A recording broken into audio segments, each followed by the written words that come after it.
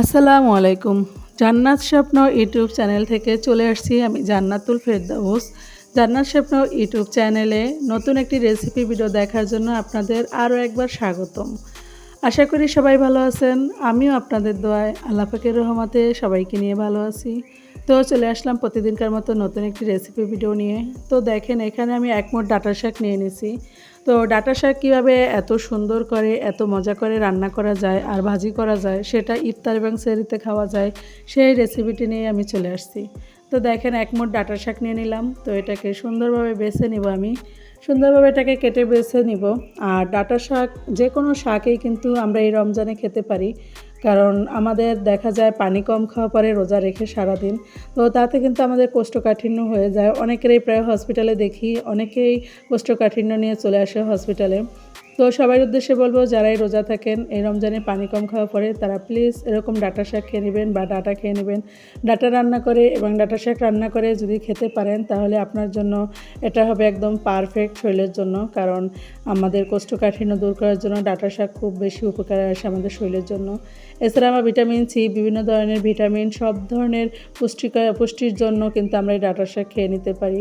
কারণ ডাঁটা শাক যদি একটু মজা করে তেল দিয়ে রান্না করা যায় আর যদি সেটা সরিষার তেলের রান্না, সেটা কিন্তু আপনার শরীরের জন্য পারফেক্ট।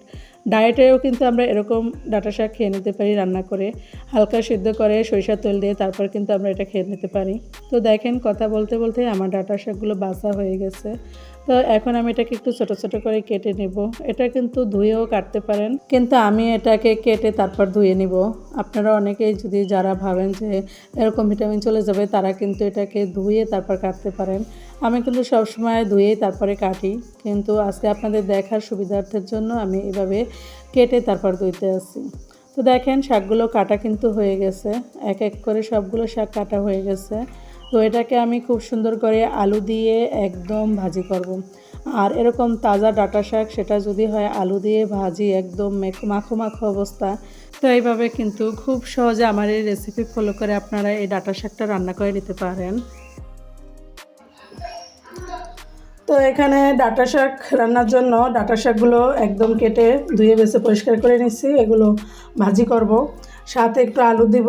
আলু এতটা দিব না, একটু কম দিব পরিমাণে, আর কিছু ডাঁটায় দিব আর কিছু আলু দিব শাকে। আর সাথে যে পেঁয়াজ মরিচ কেটে নিয়েছি, ধনেপাতা কেটে নিয়েছি। তো এগুলো দিয়ে সুন্দর একটা শাক ভাজি হবে আজকে। তো আপনারা যদি দেখতে চান অবশ্যই আমার সাথে থাকবেন, ফুল ভিডিও দেখবেন, একদম পুরো ভিডিও দেখে শেষে গঠনমূলক একটা ভালো মন্তব্য করে যাবেন ইনশাল্লাহ, আশা করি। তো চলেন চুলায় চলে যাই রান্না করতে। মাটির চুলায় রান্না করব, তো চলেন মাটির চুলায় চলে যাই।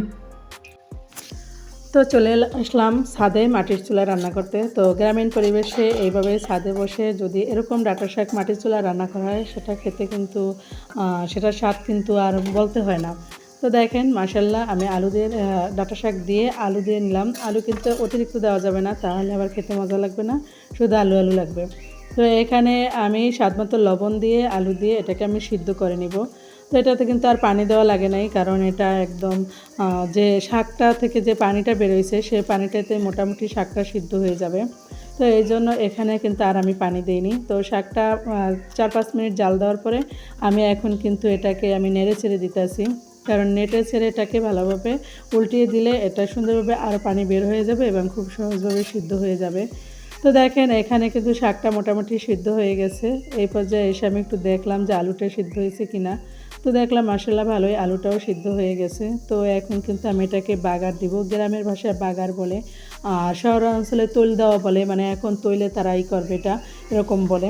তো আমি দেখেন পানিটা দেখা দিতেছি একটু পরিমাণে, যে কতটুকু পানি বেরোইছে শাক থেকে। আর আমি অবশ্যই শাকটার পানিটা পুরোপুরি টানিয়ে তারপর বাগার দিব না, আমি শাকটার পানিটা থাকা অবস্থায় এটাকে আমি তৈলে দিব, কারণ এই পানিটা যদি শাকের সাথে থাকে তো বাগার দেওয়ার পরে মানে তৈলে দেওয়ার পরে এই পানিটা সুন্দরভাবে যখন শুকাবে তখন কিন্তু এই শাকটার ভিতরে এই তৈলটা একদম মিশে যাবে, এটা খেতে অন্যরকম একটা মজা লাগবে।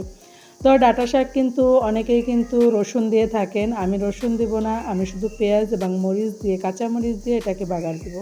তো দেখেন এখানে আমি ডাঁটা শাকগুলো বাগার দেওয়ার জন্য পরিমাণ মতো পেঁয়াজ, একটা একটু বড় সাইজের একটা পেঁয়াজ নিলেই হবে। আর সাথে 2টা থেকে 3টা ছোটো ছোটো কাঁচামরিচ দিয়ে নিলাম।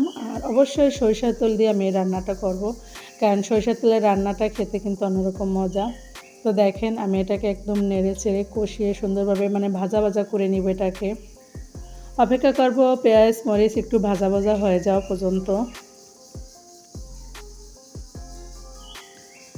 তো দেখতেই পাচ্ছেন এখানে খুব সুন্দরভাবে এটা কিন্তু ভাজা ভাজা হয়ে যাচ্ছে। আমি এটাকে নেড়ে চেড়ে বারবার করে তারপরে এটাকে আমি একদম সুন্দরভাবে ভাজা ভাজা করে নেব। আর অতিরিক্ত ভাজাও যাবে না, কিন্তু পরিমাণ মতো সব কিছু করতে হবে। একটু বাদামি কালার রং আসলে তখনই কিন্তু এটাতে বাগার দিয়ে দিব, কারণ অতিরিক্ত ভাজতে গেলে এটা পুড়ে যাবে। আর যেহেতু মাটির চুলা, এটার আগুন কিন্তু ব্যালেন্স করা যায় না, মানে কমানো নিবানো যায় না, বাড়ানো যায় না, যার কারণে একটু আগে থেকে বাগারটা দিয়ে দিতে হবে। তো দেখেন এখানে আমি সবগুলো দিয়ে দিলাম। তো দিয়ে এটাকে আমি নেড়ে চেড়ে সুন্দরভাবে এটাকে এখন রান্না করব। আমি কিন্তু আলুগুলো এক এক করে ভেঙে ফেলবো, কারণ আলুগুলো আস্ত থাকলে শাকটা দেখতে ভালো লাগবে না, খেতেও ভালো লাগবে না। যার কারণে আলুগুলো আমি একদম শাকের সাথে মিশিয়ে ফেলবো ভেঙে পরবর্তীতে। যারাই আমার ভিডিওটা এই পর্যন্ত কন্টিনিউ করছেন, এখনও আমার ভিডিওতে একটা লাইক দেননি, প্লিজ একটা লাইক দিয়ে আরও বাকি অংশটুকু দেখে যাবেন এবং ভিডিও শেষে অবশ্যই গঠনমূলক একটা কমেন্ট করে যাবেন, কারণ আপনাদের একটা লাইক একটা কমেন্ট আমাকে অনেক অনেক উৎসাহ দেয় নতুন নতুন রেসিপি ভিডিও বানানোর জন্য।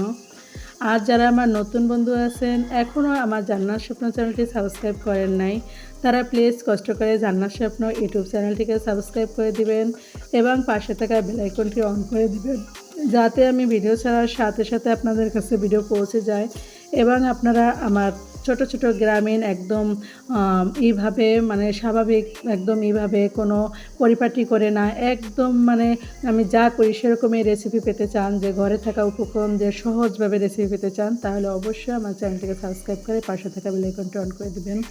আর যদি চান যে আমার এই ভিডিওটা আপনাদের আত্মীয় স্বজনও দেখতে পাক, সেরকম সুযোগ করে দিতে চান, তাহলে অবশ্যই শেয়ার করে দিবেন। তো দেখতে দেখুন আমার ভাজিটা কিন্তু একদম হয়ে গেছে। আমি কিন্তু ডাঁটা শাকের পানিটা একদম শুকিয়ে ফেলছি, মানে একটু চুলার তাপ বাড়িয়ে দিয়ে এটাকে নেড়ে চেড়ে সুন্দরভাবে আলুগুলো খেয়ে ফেললে তাইলেই কিন্তু দেখা যাবে যে ভাজিটা হয়ে গেছে। তো দেখতেই পাচ্ছেন এটার পারফেক্ট একটা লুক চলে আসছে। এটা কিন্তু দেখলেই খেতে ইচ্ছা করে এরকম একটা রেসিপি। আর যারা শাক পছন্দ করেন তাদের জন্য তো এটা একদম বলতেই নেই যে এটা কতটা পছন্দনীয় একটা রেসিপি হয়ে গেছে।